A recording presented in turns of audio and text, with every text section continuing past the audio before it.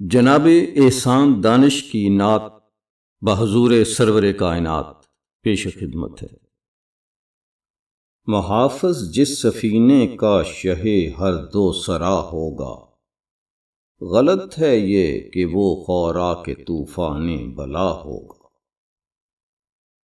کہاں اس کا تصور تیرے جلووں تک رسا ہوگا، جو اپنے قول کے محدود زندہ میں گھرا ہوگا۔ خدائے دو جہاں جب اس کے جلووں کا ثنا گر ہے، کسی شاعر سے اس کی نعت کا کیا حق ادا ہوگا۔ نگاہ آسماں سے تجھ سا انساں کون گزرا ہے، زمین گود میں کب تجھ سا پیغمبر لیا ہوگا۔ تیرا سایہ اگا دیتا ہے سبزہ کوہ ساروں میں، تیرے فیض نظر سے روح کا جنگل ہرا ہوگا۔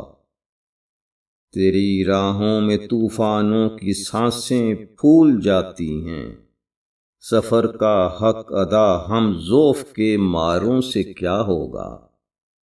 بھلا ایسی کہاں فیاضی لطف و عطا ہوگی، بھلا ایسا بھی کوئی مصدر جود و سخا ہوگا۔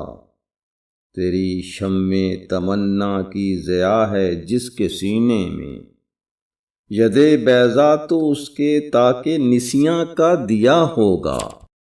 ازل میں چاند تاروں کی ضیا خیرات ہے ان کی، ابد کی لوح پیشانی پہ ان کا نقش پا ہوگا۔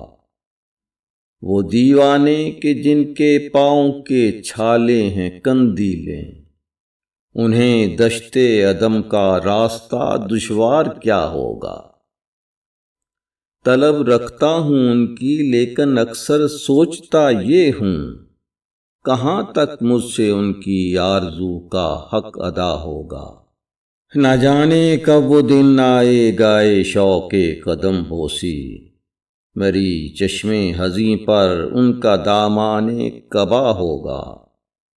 جب ان کے در پہ میری پتلیاں اشکوں میں ڈوبیں گی، میری دانست میں وہ وقت عرض مدعا ہوگا۔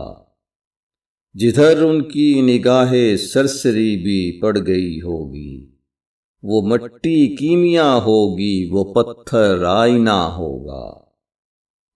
محب محبوب کی نسبت سے آتا ہے نگاہوں میں، محمد صلی اللہ علیہ وآلہ وسلم۔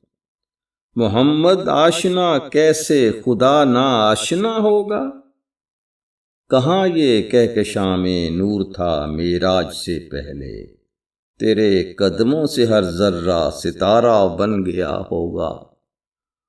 وہ ایک نور ازل تھا جس میں خاکی کے لبادے میں، زمیں میں جب سے ہے قلب زمیں کا حال کیا ہوگا۔